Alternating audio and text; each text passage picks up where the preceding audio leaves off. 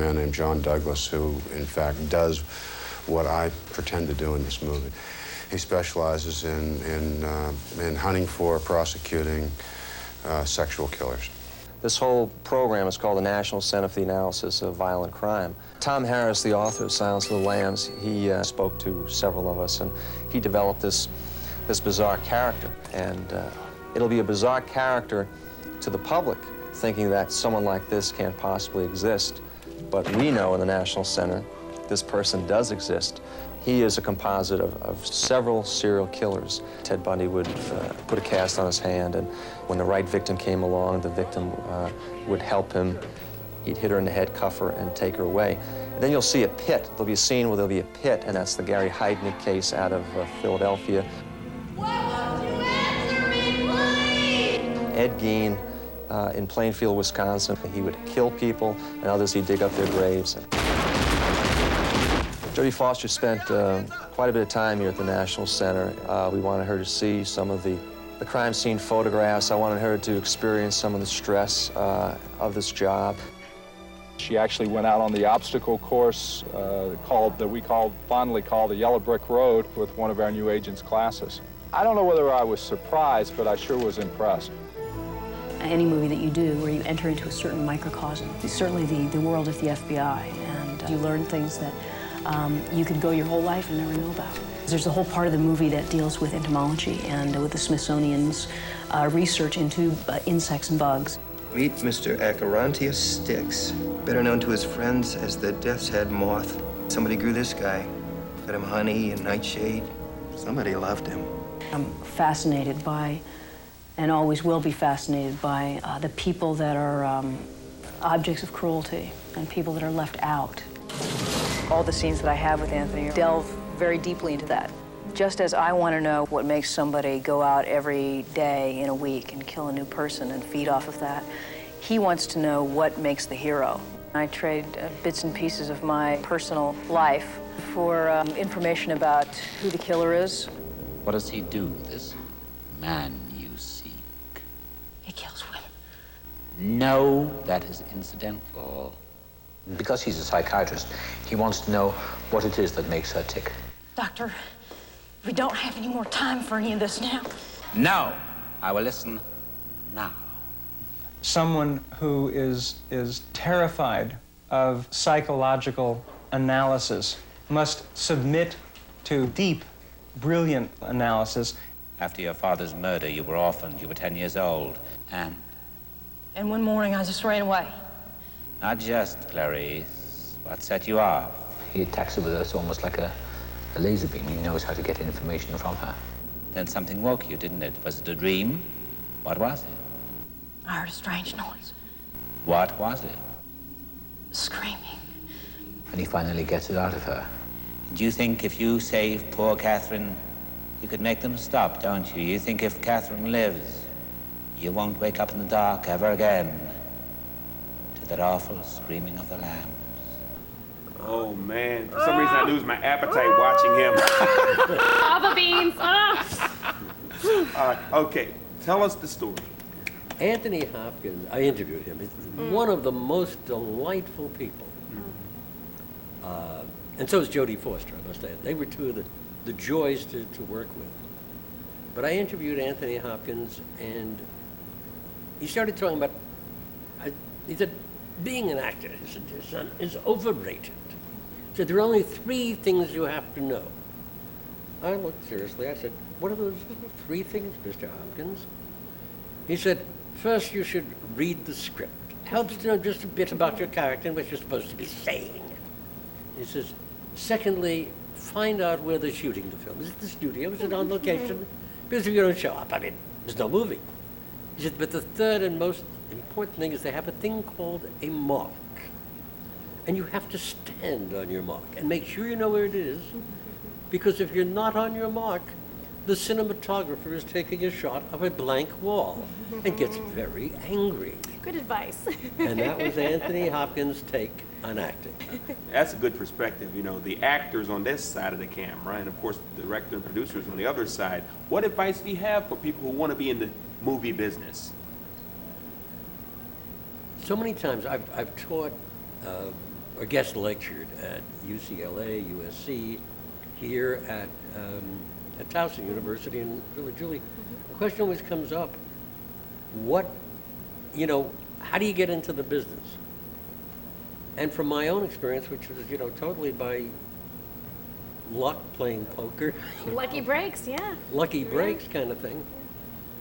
I think what I say is look for any opportunity to contribute to a production. Maybe it's an amateur production, maybe it's a school production, maybe it's a low budget production. But when you do that, be the most professional, cooperative, helpful, intelligent you possibly can. You may not make any money, but you're going to potentially make friends. And those friends are people that, 5 years down the line, the guy you worked with in that low budget picture or in that student production suddenly is going to give you a call and say, hey, I just got signed by MGM to do a little movie. I need somebody to work with on, first assistant director. Are you doing anything? That's really the best advice I can give. All right, that was some great advice, Mike. People just have to look for every opportunity, and there's some psychiatry here too. Yeah. the image we have of that diva who's so difficult, and she's got to have this, that, and the other. That is not the way to make it in this business. No. That's good for television or movie, but it doesn't make it in the real world. No. And tell us about another film project that you've done locally. Well, what happened was as I mentioned, I think, I wound up in California after I'd worked for UA in Europe, set up my own company and produced behind-the-scenes video coverage for something like 80 movies. And one day, my wife looked at me and she said, I really miss seasons because we're both from the East Coast. I said, we have seasons in California. We have the earthquake season, the fire season, the flood season. Academy Awards season. She said, no, how would you feel about moving? And she said, my wife's sister and her best friend at that time were living in Bolton Hill in Baltimore. She said, if I found a great house in Baltimore, how would you feel about living in Baltimore? I said, it had to be a great house. She did it. She found the house where Barry Levinson had filmed the movie Avalon. Oh, wow. And it was for sale. Wow, how about that? So we bought it, we moved here, and I began to transfer what I had done in California and behind-the-scenes coverage of movies in the making to the corporate and public service arena. And one of the projects I'm most proud of, I worked very closely with a wonderful, wonderful woman named Rita O'Brennan, who at the time headed Flight 3, Flight 3 Productions, which was home base for John Waters and a lot of Barry Levinson's production. And Rita came to me and said that BACMA had come to her to produce a virtual tour of the city for the new visitor center, which was under construction. How would I feel about writing and co-producing it with her? And so we wound up wandering all over the city, getting miles of footage to look at from a lot of sources, and discovering the joys of living in Baltimore and visiting it. It's a beautiful city. So can we see this now if we go to the visitor center? If Can you we go to see the this visitor film? center, Great. you will see that there is a lovely little mini cinema in the visitor center, and you will see a 12-minute whirlwind tour of the city called the Baltimore Experience. Great. All right, Go let's check take it a look. out. I want to see some of it. I think we have some of it right here. Let's take a look at the clip here. Welcome to Baltimore. Welcome to Baltimore.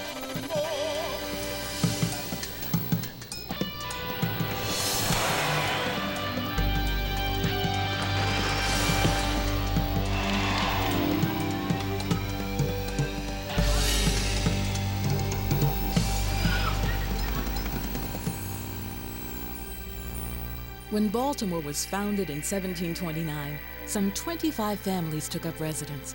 We've grown a lot since then, but one thing has never changed: the warm welcome visitors enjoy. Hang on.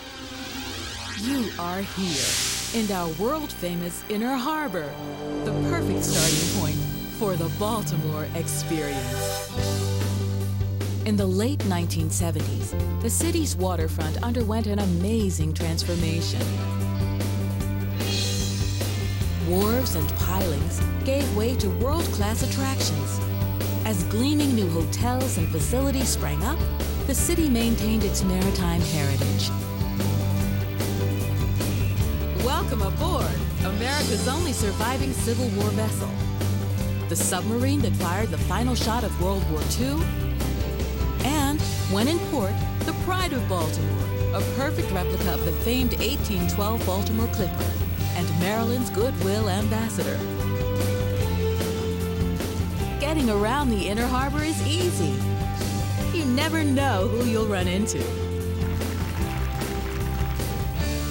With stores galore, you can shop till you drop into one of the area's inviting restaurants or bistros. No surprise that seafood is on so many menus, fresh from the water to mouth-watering. With so much fun in the sun and romance at night, you may not be aware how much more there is to Baltimore.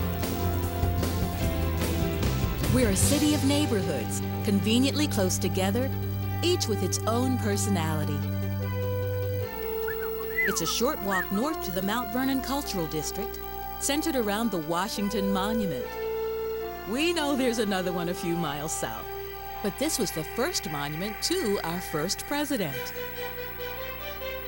Within a few blocks are 55 centuries of art and artifacts. America's first cathedral, and a legendary library 8 stories high. Pick up a present from the past on Howard Street's Antique Row. Perk up your appetite and catch a show. From critically acclaimed live theater, to the sound of music, to the roar of laughter. The performing arts are celebrated nightly. Clubs and lounges offer still more entertainment, tuned to every taste. Further north is the first museum of its kind devoted to African American history. Druid Hill Park, one of many beautiful parks, and home to the fascinating creatures of the Baltimore Zoo. An empire of immortal art, including the largest collection of Matisse paintings in the United States. Pimlico, scene of the Preakness, second jewel of racing's Triple Crown. Leading universities. And neighborhoods like Hamden, the colorful community immortalized by filmmaker John Waters, where the holidays are taken lightly. Welcome to Baltimore, hon.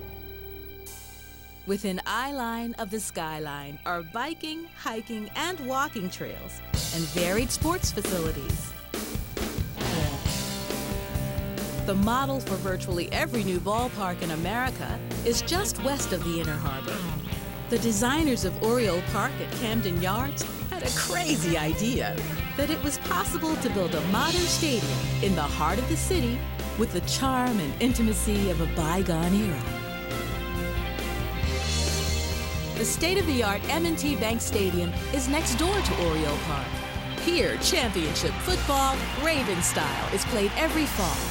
There's more sports action and great entertainment at First Mariner Arena, and sporting lore at Slugger Babe Ruth's birthplace.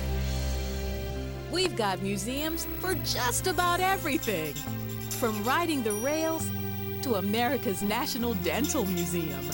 See those ivory choppers? Right, they were George Washington's. Hello, my name's John Aston, and I'm speaking to you from Westminster Hall, the grave site